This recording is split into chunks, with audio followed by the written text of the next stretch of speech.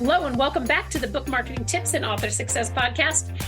Today, Amy and I are talking about creative ways to handle book distribution. And let me give this a little bit of context by saying that we're not actually encouraging you to consider becoming a book distributor. This is really more about creative placement for your books.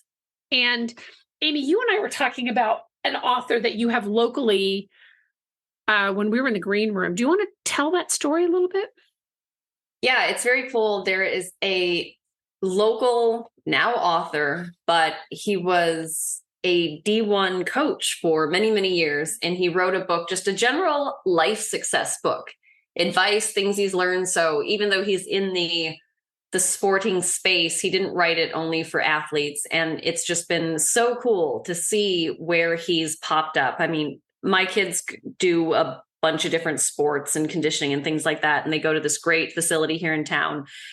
Of course, the book is there prominently displayed. They've got it. They support him. It's up on their front counter when you check in and things like that. But I've also just through social media, following different social media accounts in town, even. I actually don't even follow him, but he's done events at breweries. He's done events at so many cool places in town because he understands who his audience is, you know? Right. And it's just amazing. He's done such a good job at just kind of being around. And it's like, and I remember him because I've seen him in multiple places. And it's like, that's when stuff starts clicking, you know? Yeah, exactly.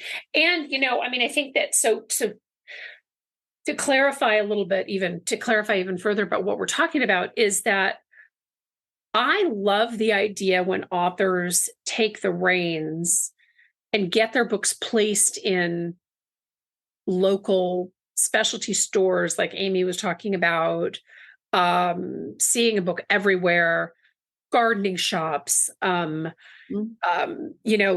Depot, like Ace Hardware, like stores, specialty stores in that way.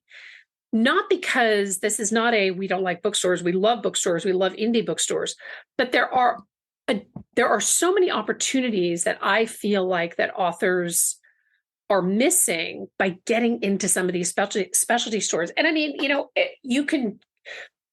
there's really no limit to where you can get your book placed. The only limit is, I guess, what you have locally or maybe the neighboring towns, things like that. And let me give you an example. So a bunch of years ago, I wrote a book. It was a romance novel. It was a long time ago. Don't buy it. I'm not a very good romance writer. Sorry. It sounds really awful. I'm like, don't buy my book. But I had this book. So the book was set in a particular town in Oregon.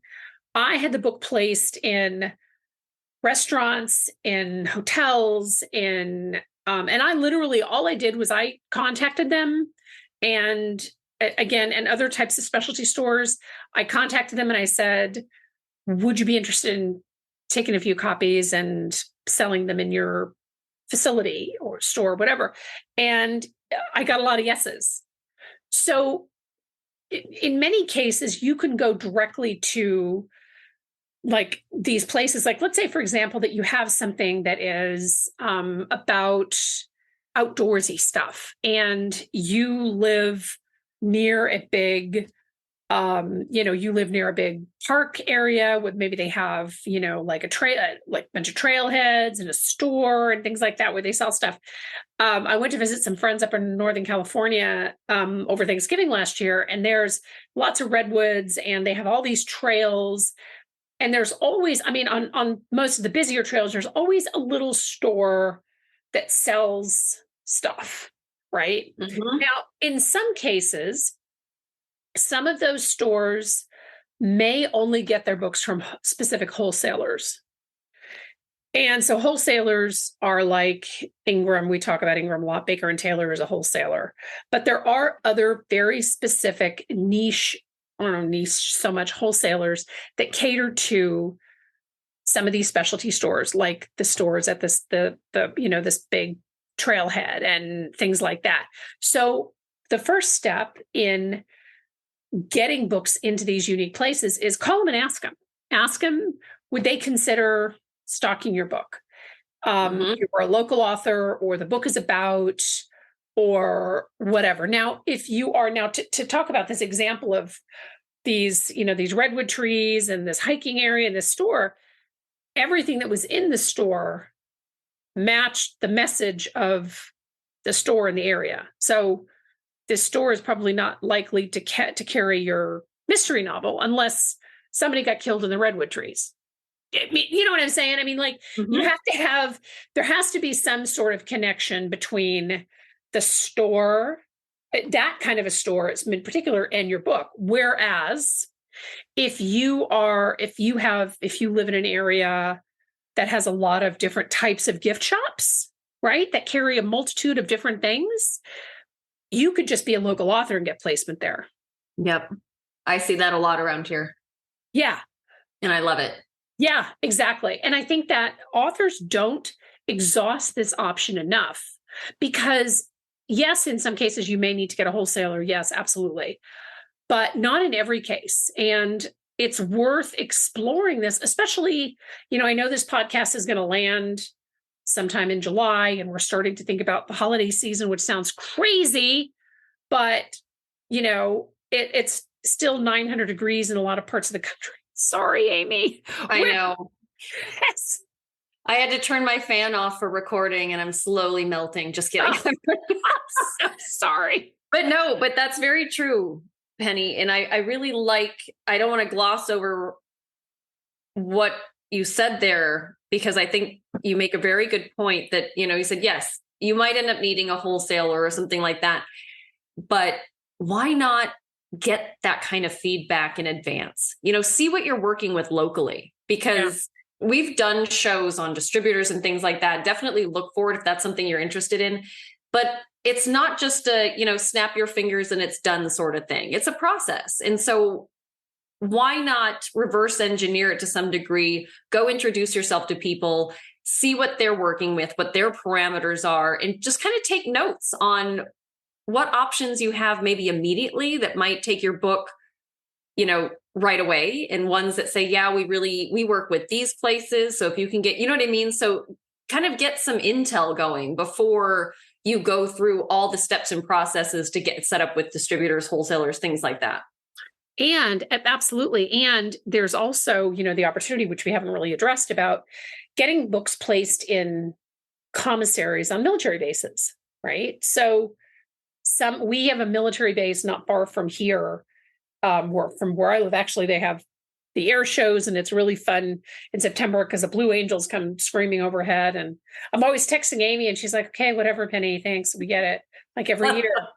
But they have a very large commissary, and they actually have, they have an area that is sort of different things that are not necessarily grocery related, or that, household and books, right? So I know that commissary guidelines have changed over the years, and there are some wholesalers that actually cater to military stores. But if your book has, maybe you're in the military, maybe your spouse is in the military, whatever, or your father was, or something like that.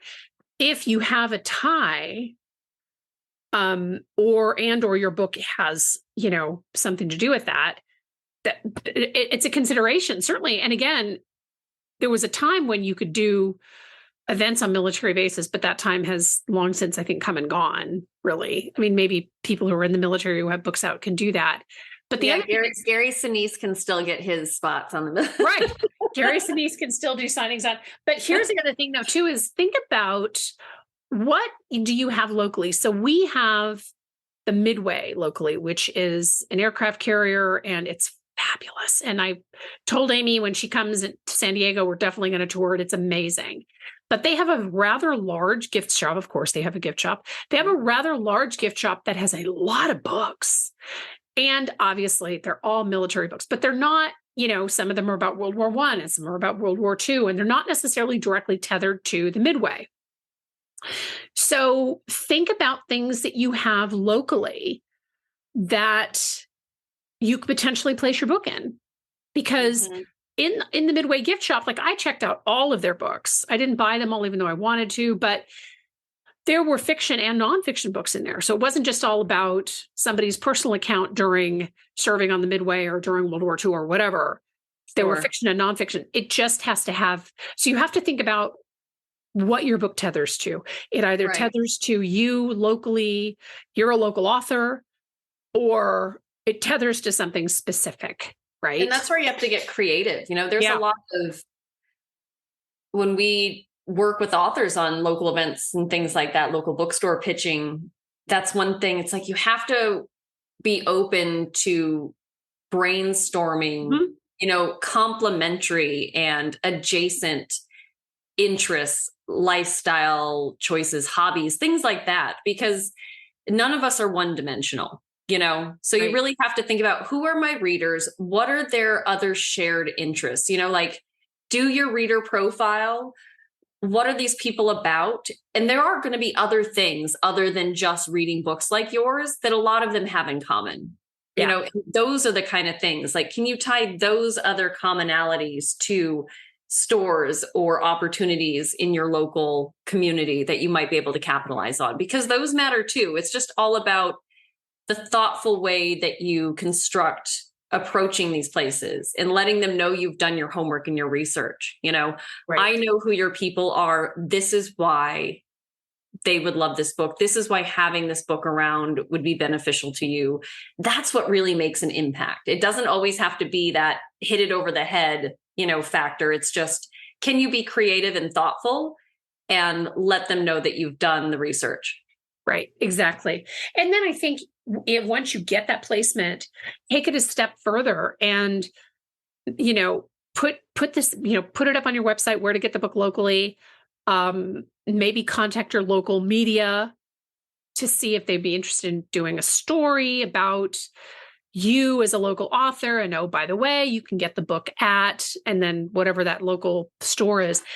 And as I mentioned, in some cases, you may have to work through a wholesaler. Now, a wholesaler will have you fill out some paperwork. Sometimes there's a cost to get listed in the wholesaler. Sometimes there's not.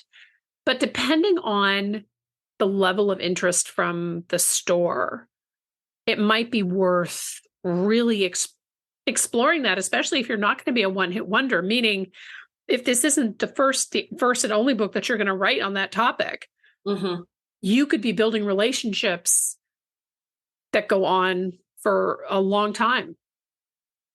And it's a great way. And so often authors hear this, you know, when I do these talks at conferences, like, oh, I have an aha moment. I hadn't really considered that.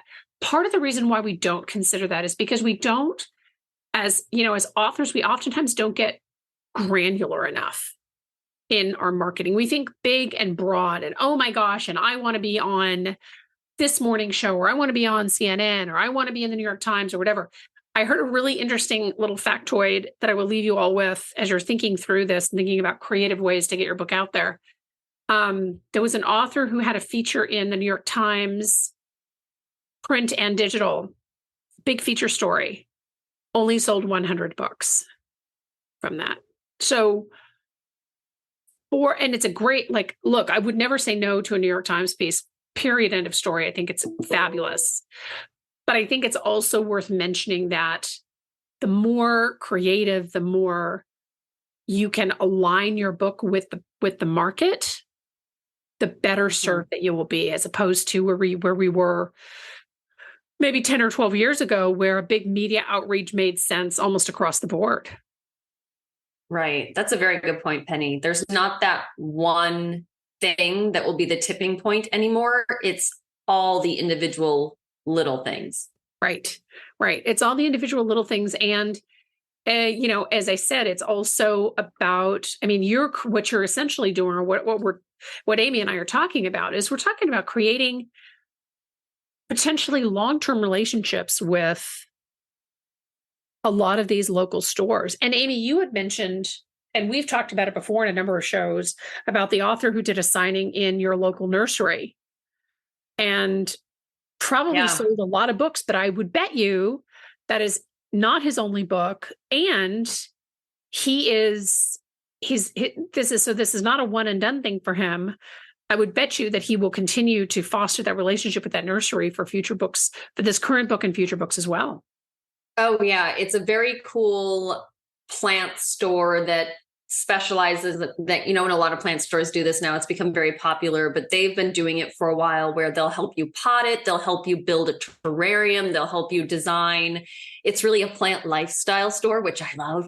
And this guy, yeah, I know, this guy writes in the plant, especially indoor, but how much it improves your life and things like that.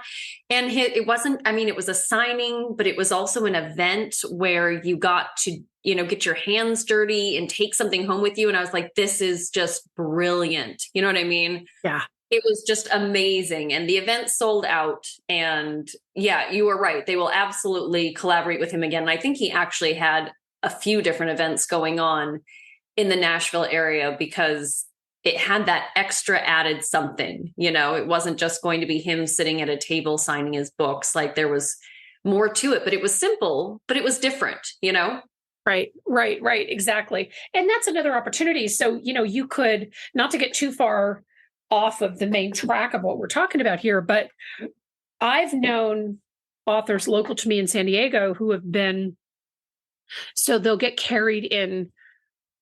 This one author in particular got carried in a specialty food store, right? Selling dinnerware and like Williams Sonoma. And it wasn't a Williams Sonoma, it was a different, but then taught cooking classes separately, sponsored by the bookstore. And this was an independent author, right? Sponsored by the specialty store, rather, sorry. So if you follow my train of thought, so the specialty store had this book on display, local author, fabulous, sold it. But then you could sign up, and I'm sure there was a fee associated with it, to take a cooking class from this author for this particular type of, I think she was a pastry chef. And it was sponsored by the specialty store. And I thought that was so smart. And this was not a traditionally published author. So think about, as you are as you're looking at doing these kinds of things locally, think about different ways that you can partner with them, right? So back to kind of the trailhead topic and that store that we saw in the Redwoods. I would have been so intrigued if an author had showed up there who writes about the history of Redwoods to talk about that on the trail. Like, I probably would have stayed and listened to them forever. Right. So think about ways that you can getting the book into these, specialty stores, garden shops, Home Depot, whatever is great. But then see if it's possible to take it to the next level, because that's the thing. It also helps to drive people into their stores. And most people, if they're going to come into a store, like, oh, I saw this book and it's in this store, they're probably going to not just buy the book. They're probably going to buy the book and other stuff. Like this guy at this nursery, I bet you they sold a ton of plants. Oh, yeah, for sure. And I'm sure, Amy, you walked out of there with a lot of them, but we won't. Always. Right. Exactly. So we hope that this podcast has sparked some ideas. I realize we went pretty far down the rabbit hole with some of the specialty stuff, but it is very much overlooked and definitely something that I think can help to boost, whether you've written fiction or nonfiction, to boost your book and get you to the next level. Thank you so much for listening. We love reviews wherever you listen to podcasts. And we love your feedback. We get show feedback all the time and show ideas. So send those our way. Thanks for listening.